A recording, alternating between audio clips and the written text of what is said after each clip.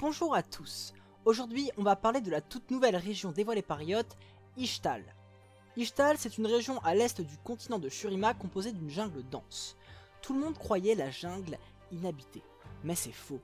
Il existe quelques petits villages au sein de la région, mais surtout une cité perdue du nom d'Ishaokan. C'était la première cité-état à avoir rejoint Shurima, mais avec la chute d'Ikatia, la ville a décidé de se couper du monde en utilisant la magie et la jungle pour faire fuir ou tuer les étrangers. La ville restait donc cachée des autres nations. Jusqu'à ce jour. Posons un peu le contexte. Ishaokan est une autocratie héréditaire où plus tu es aîné de la dynastie royale, plus tu prends du pouvoir. À cette période, le couple souverain avait au moins 10 filles, et il les préparait à devenir dirigeantes. Problème, Kiana, la 10e, était de loin la plus douée d'entre toutes et ne supportait pas l'idée qu'elle n'aurait pas de pouvoir contrairement à ses sœurs plus âgées. Elle a fait plusieurs fois la démonstration publique qu'elle était la meilleure d'entre toutes. Pendant ce temps-là, une des mines de Piltover s'est construite aux abords de la jungle et a commencé à la défricher. Les dirigeants d'Ixtal ne souhaitaient pas intervenir pour rester cachés. Après tout, ils étaient encore assez loin de leur ville. Mais Kiana ne le tolérait pas. Elle en avait marre que sa nation qu'elle considérait comme la plus puissante du monde doive rester cachée. Elle décida de massacrer les mineurs, sauf un qui allait pouvoir porter le message. Ixtal existe et ne se laissera pas marcher dessus. Piltover a riposté en massacrant une partie d'un village d'Ixtal trouvé à cause de Kiana. Bref, c'en est fini de l'isolation d'Ixtal qui va devoir se révéler au grand jour. Bref, maintenant que l'historique est passé, on va pouvoir faire un rapide tour des lieux sous le contrôle d'Ixtal. Pour bien comprendre la situation, il faut distinguer 3 échelons. La ville capitale d'Ishaokan, le territoire d'Ixtal et les jungles d'Ixtal. Pour résumer, Ishaokan contrôle le territoire d'Ixtal qui est composé du sud des jungles. Le nord de la jungle d'Ixtal, lui, est plutôt contrôlé par des cités-états sous l'influence de Piltover. Ishaokan est donc la capitale d'Ixtal, perdue au beau milieu d'une jungle dense. Le lieu de pouvoir de la ville, c'est l'archéologie cardinale où la case dirigeante Yuntal siège. Les archéologies sont les lieux emblématiques d'Ishaokan. Ils réunissent des mages en quête de connaissances et font un peu office d'université et sont chacun spécialisés dans un élément. Il y en a probablement 3 et Kiana maîtrise des connaissances de ces 3 archéologies. En effet, elle peut enchanter son arme pour faire des effets différents. L'archéologie du magma se situe dans les montagnes. On y apprend à manier 3 éléments. Le feu, la roche et le magnétisme permettant de forger tout un tas de trucs. Quand Kiana enchante son arme avec un mur, son arme fait plus de dégâts aux ennemis ayant perdu pas mal de vie. L'archéologie de l'eau est située sur l'un des affluents de la rivière Serpentine et on y apprend à manier l'eau, la glace et la vapeur, permettant de transformer la terre autour d'eux.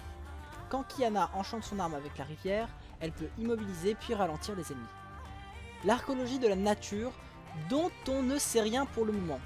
Néanmoins, on peut supposer que l'on y apprend à manier les plantes ainsi que 2 autres éléments qui pourraient permettre de produire à manger qui devraient se situer au plus profond de la jungle.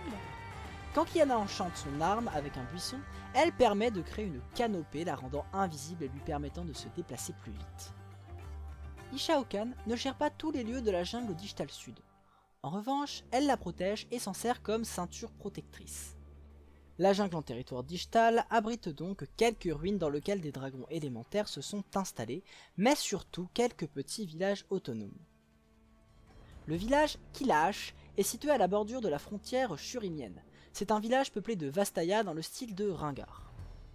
Pareta est situé sur l'un des affluents de la rivière Serpentine et est connu pour être situé au cœur de la vallée de la brume d'argent. La spécialité locale, c'est l'eau de la fleur de Tafa. Attention toutefois à en consommer avec modération puisqu'elle pourrait provoquer quelques hallucinations. À moins que ce que l'on voit autour de la ville après avoir consommé cette fleur soit finalement réel. Harelport, c'est un port de bord de mer, techniquement dans le territoire d'Ixtal. En tout cas, la jungle autour de la ville l'est. C'est d'ailleurs dans cette jungle autour de la ville que Nico et Nidalee se sont rencontrés. Il est tout à fait possible que cette ville n'ait pas été cachée au reste du monde et ne soit même pas au courant de l'existence d'Ishaokan. Tikras est une ville gérée par la sœur de Kiana nommée Mara. Piltover massacra le village pour se venger du meurtre de ses mineurs par Kiana. Pour le nord de la jungle d'Ixtal, on en parlera dans la vidéo sur Piltover puisqu'elle est plutôt contrôlée par cette dernière. Sur le plan politique, Ishtal est une autocratie avec un système de castes. C'est-à-dire que vous naissez dans une caste et vous ne pouvez pas en sortir, sauf quelques exceptions. La dynastie au pouvoir est nommée Yuntal. Elle nomme des préfets qui dirigent les différentes provinces d'Ishtal et doivent faire appliquer les règles de la nation dans les colonies. Niveau langage, on ne connaît pas pour le moment la langue d'Ishtal. Ce que l'on sait par contre, c'est qu'il y a bon nombre de Vastaya à Ishtal et on va donc en profiter pour parler des langues Vastaya. Les langages Vastaya sont constitués de multiples dialectes assez proches et je vous mets quelques mots des 2 dialectes connus à ce jour. Les phrases ont pour ordre sujet, verbe, complément, comme en français ou en anglais. Ce sont des langues agglutinantes comme le japonais et le basque. C'est-à-dire qu'on colle des suffixes à des mots. Par exemple, vous pouvez accoler un suffixe qui marquera un pluriel, puis un autre qui marquera que c'est dans le sujet, et enfin un qui marquera à qui elle appartient. Par exemple, dans mes jeux devient donc un seul mot. En plus de tout ça, vous pouvez même rajouter de l'interrogation ou de la négation, voire même un temps. La question « ce ne sera pas dans mes jeux ?» devient donc une phrase de 2 mots avec un verbe et un nom avec plein de suffixes au bout. Comme j'ai pu trouver quelques extraits sonores prononcés par Xayah et Rakan, je vous les fais entendre. Vayum Cash. Bossy Surma Bay. Bon, j'ai aucune idée de ce que ça veut dire, mais c'est joli. Probablement qu'ils disent qu'ils vont trucider tout le monde. Niveau relations internationales, comme Ishtal a été un état qui a très longtemps été coupé du reste du monde, elle a peu de relations avec les autres. Néanmoins, avec les événements récents, les choses risquent de changer un peu. Bridgewater. Historiquement, tous les pirates qui ont essayé de chercher des trésors dans la jungle sont morts.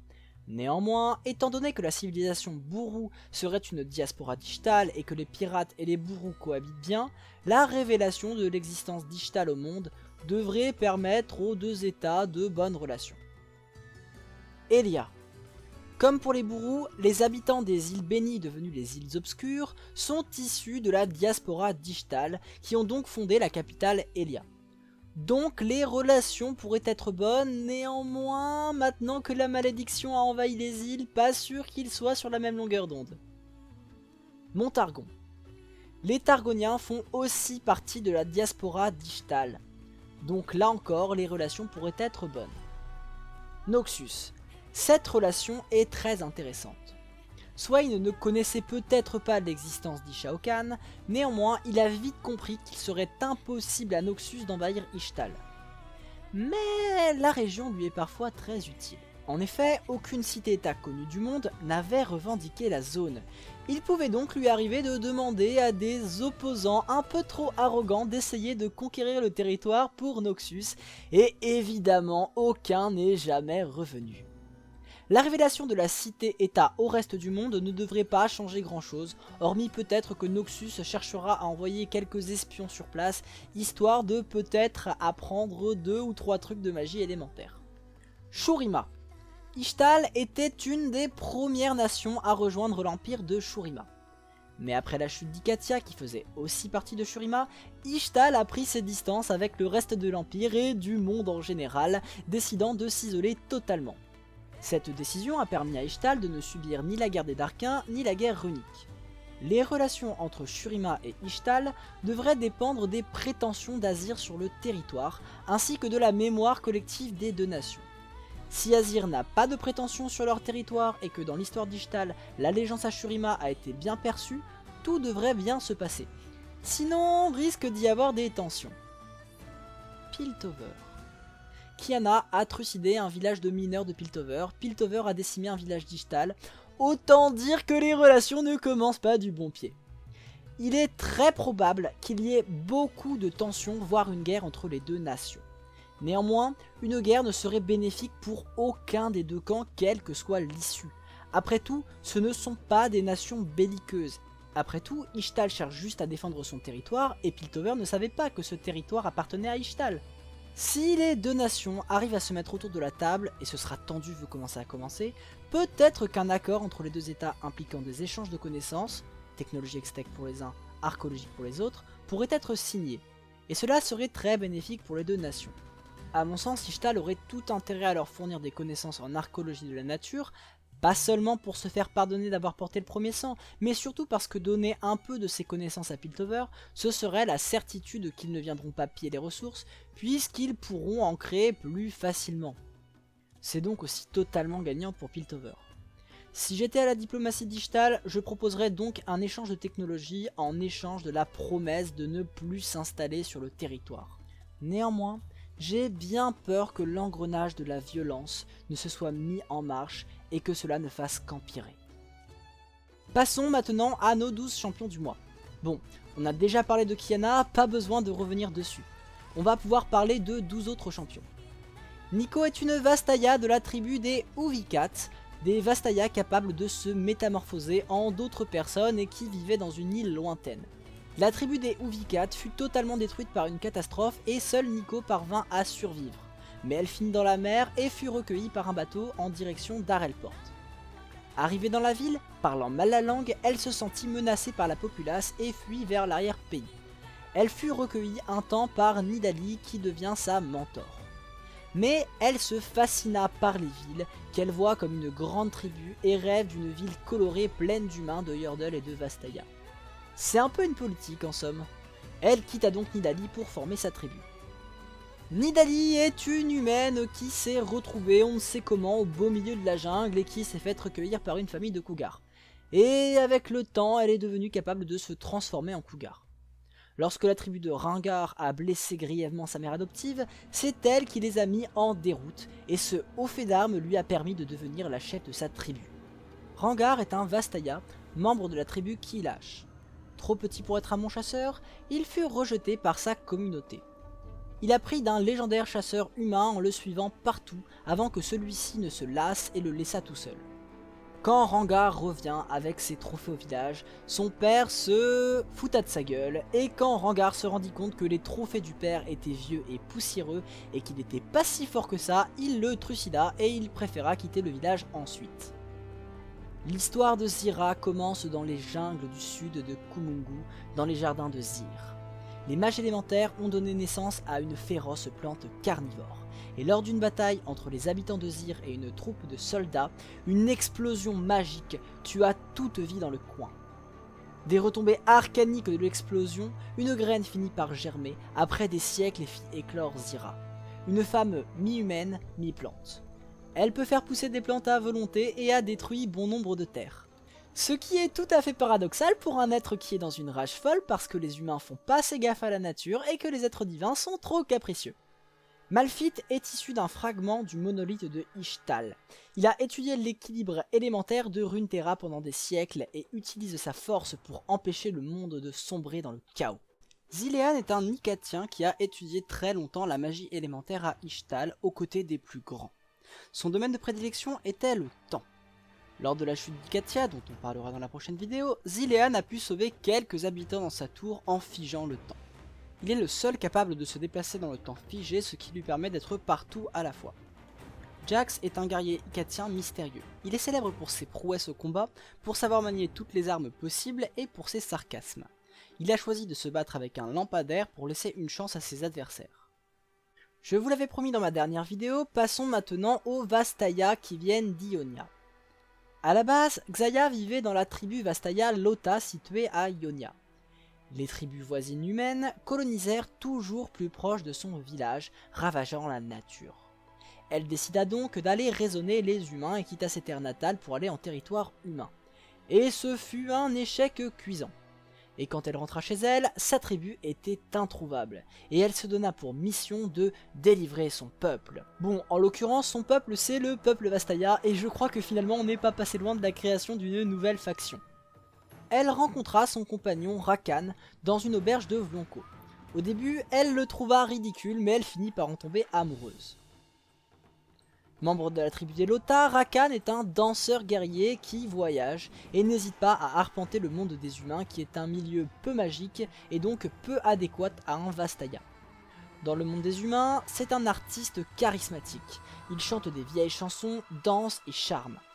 Quand il rencontra Xayah, son dédain piqua au vif sa curiosité et il finit par l'accompagner puis à succomber à son charme. Il rejoint donc sa lutte pour le peuple Vastaya. Ahri est une Vastaya renarde de Ionia. Elle a été élevée par une meute de loups et elle dévore l'essence vitale de ses proies. Elle commença avec des animaux pour finir par bouffer l'essence vitale d'humains, lui permettant d'accéder à tout un tas de souvenirs, ce qui la grisait.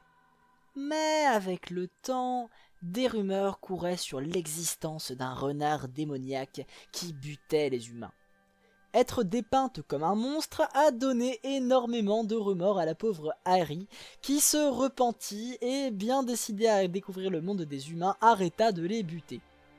Ivern était un guerrier de Freljord. Il s'est rendu à Ionia pour acquérir la puissance de la source de la magie située à Omikayalan pour combattre les sublimés. Une fois arrivé, il a détruit le dieu Saul, un vieil arbre sacré qui a fusionné avec lui. Il est resté immobile à un bon moment et il a pu prendre en considération toute la gravité de ses actes et devient un être pacifiste, mi-homme, mi-arbre. Et il se donna pour défi de faire mûrir les humains.